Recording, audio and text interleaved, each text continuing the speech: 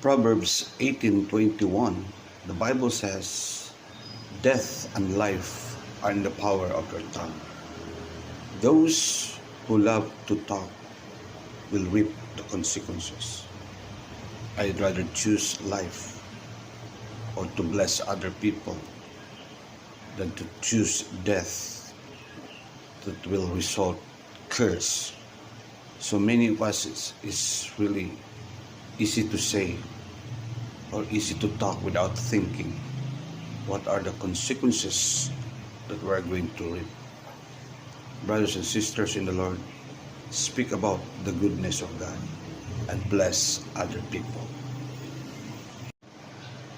Proverbs 18:21, the Bible says, "Death and life are in the power of your tongue.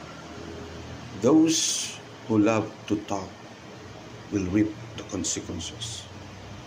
I'd rather choose life or to bless other people than to choose death that will result curse. So many of us is really easy to say or easy to talk without thinking what are the consequences that we are going to reap.